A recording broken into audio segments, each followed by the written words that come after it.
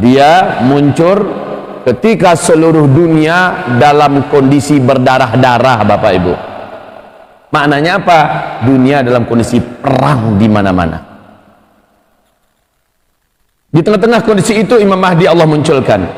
Kemudian Rasulullah juga bersabda, saat itu bumi hampir-hampir berputus asa untuk mendapatkan keadilan. Yang ada hanyalah kezaliman di mana-mana. Zalim. Setiap pemimpin, setiap penguasa, setiap pemerintah, setiap orang kuat, setiap orang kaya, seluruh orang yang memiliki power, pengaruh akan zalim. Sulit menemukan keadilan pada mana yang saat ini sedang kita tonton, kita saksikan, kita rasakan. Fitnahnya memang seperti fitnah Duhaimah, yaitu seperti potongan-potongan malam yang berlapis-lapis. Potongan yang malam ini belum selesai, datang lagi potongan berikutnya lebih gelap dari tadi. Potong yang ini belum selesai, datang lagi potongan malam berikutnya lebih gelap lagi dari yang tadi. Begitulah terus menerus. Tetapi seluruh potongan malam ini pada akhirnya akan selesai, yaitu datangnya atau mendekatnya fajar. Fa inna ma'al usri yusra. Inna ma'al usri yusra. Segelap apapun malam, pada akhirnya malam akan disingkirkan oleh terangnya cahaya matahari. Qul ja'al haq wa zahaqal batil innal batila kana zahuqa. Katakan, telah datang kebenaran dan kebatilan pasti sirna. Sesungguhnya seluruh kebatilan pasti akan lenyap.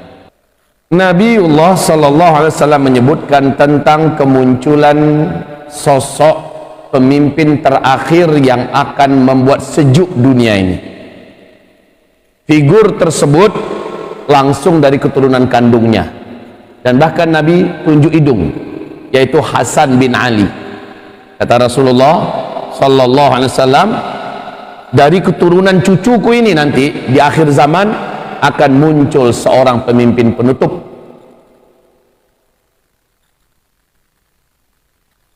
Akhlaknya nanti benar-benar mirip dengan akhlakku, tetapi bentuknya tidak mirip dengan aku, kata Rasulullah sallallahu alaihi wasallam.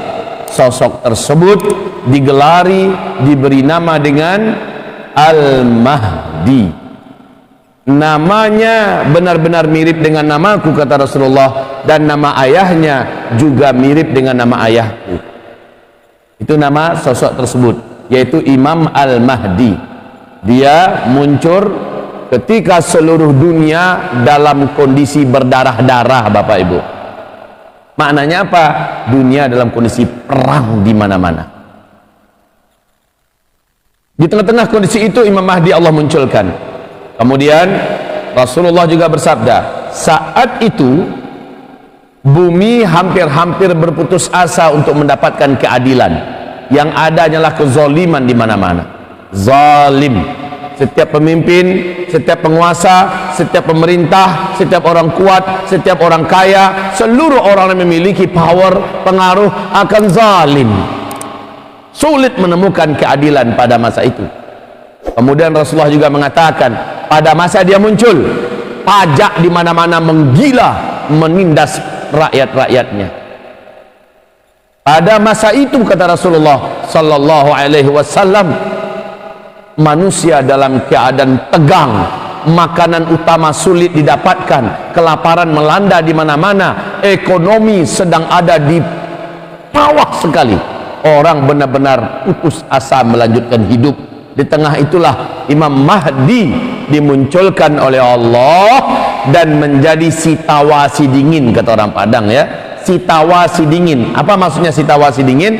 Menjadi penyejuk, menjadi pencerah ya, menjadi juru selamat di akhir zaman. Al-Mahdi. Jadi ingat baik-baik, saat Al-Mahdi itu muncul, dunia sedang ada di puncak krisisnya. Krisis kritis ya, di puncak tragedi kemanusiaan, pertumpahan darah, peperangan dunia. Nah, Bapak Ibu, hamba-hamba Allah yang kami muliakan, Satu-satunya harapan terakhir kita yang bisa kita bangga-banggakan selama ini, negara yang masih menjalankan hukum dan syariat Islam adalah yang melayani Ka'bah dan Masjid Nabawi, yaitu Arab Saudi. Tapi sejak 2017 Bapak Ibu sama-sama sudah melihat dan menyaksikan, tak rela, tak menerima kita Pak, bagaimana Muhammad bin Salman setelah dia berhasil mengkudeta putra mahkota asli yaitu Pangeran Nayef. Sejak itu Muhammad bin Salman membalikkan Arab Saudi 180 derajat, kembali habis.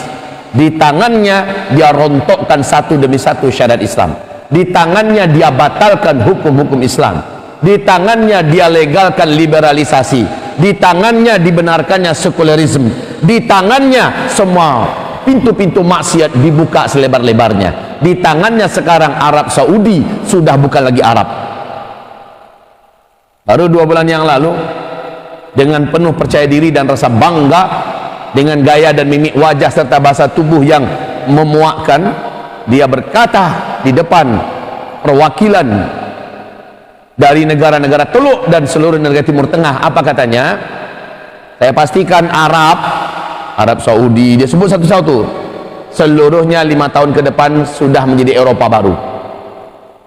Semua yang ada di Eropa akan ada di Arab. LGBT ada, perzinahan lengkap, perjudian, semua barang-barang haram dan memabukkan semuanya ada. Wanita telanjang sekarang dah mulai di tepi-tepi pantai, wanita-wanita Arab di tepi Laut Merah sudah berbikini ria, hanya pakai celana kolor dengan kacamata. Konser-konser musik raksasa berciri khaskan penyanyi-penyanyi setengah gila menari-nari di atas panggung. Dari India diundang, dari Korea diundang, dari berbagai negara Eropa diundang, pelacur-pelacur sekelas dunia juga didatangkan. Hotel-hotel sekarang sudah boleh dimasuki laki-laki wanita tanpa harus ada ikatan pernikahan, dan tak akan dicek ada mana buku nikah, udah nggak perlu lagi sekarang. Wahai Bapak Ibu, acara-acara wisata dibuka selebar-lebarnya. Sekarang mereka mulai mencari penghasilan dari sumber-sumber yang haram. Lalu rakyatnya, seluruh yang ada di Arab Saudi dicekek dengan pajak yang mematikan. Dipalain semua rakyatnya. Jangankan orang asing Pak yang bekerja di sana, rakyatnya pun dipalain. Padahal Arab Saudi sebelumnya masih bersyariat, sekarang tinggal kenangan. Wahai Bapak Ibu yang kami muliakan, kenapa ini saya ceritakan semua? Karena ini berkaitan dengan persiapan apa yang akan kita lakukan.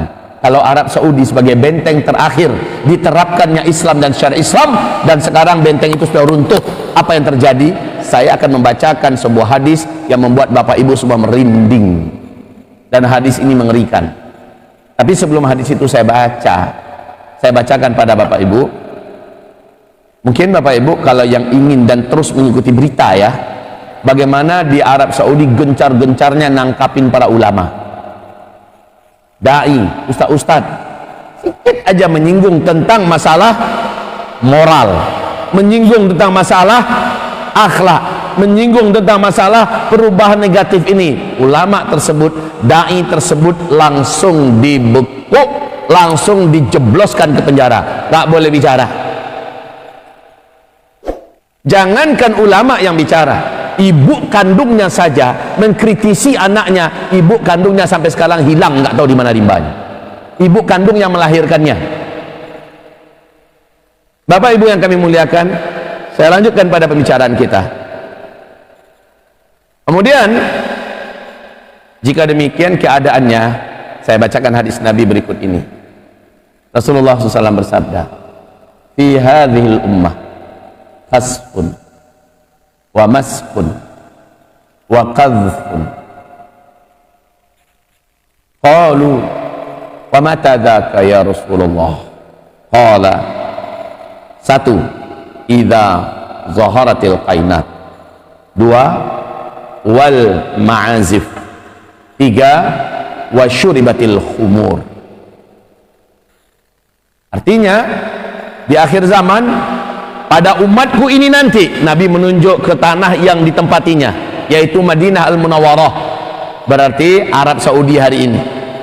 pada umatku ini nanti di akhir zaman akan banyak Allah datangkan bencana di mana gempa, petaka, negeri-negeri dan kota-kota Allah tenggelamkan, dan juga wajah-wajah dirubah oleh Allah, serta dari langit diturunkan hujan batu atau meteor. Para sahabat bertanya, wa mata dzaka ya Rasulullah? Kapankah itu akan terjadi wahai Rasulullah? Jawaban Nabi adalah idza zaharatil kainat. Kalau penguasa Mekah Madinah Arab Saudi hari ini sudah memunculkan, mendatangkan, mengundang penyanyi-penyanyi wanita hari ini, betul tidak?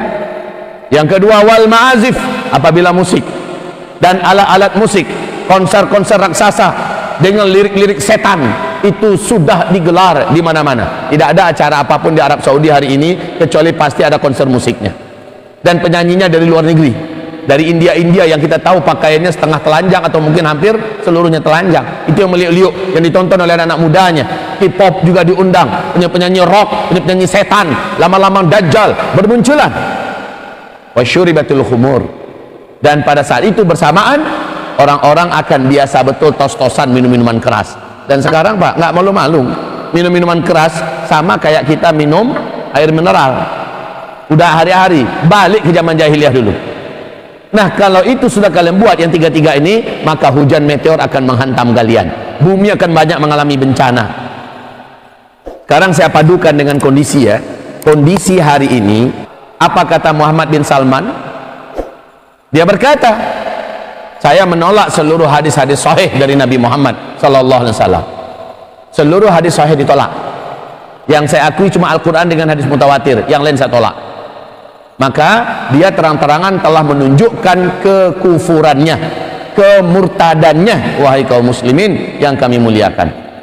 Maka apalagi yang mau ditunggu? Tinggal saja kejutan dari penguasa langit dan bumi. Surprise yang dikatakan Nabi akan terjadi pada masa itu, yaitu masa kita sekarang. Bila Saudi yang begitu tenang, begitu rukun, begitu bersyariat, goncang dan dibencanakan oleh Allah, seluruh dunia akan mengalami bencana-bencana yang tidak kalah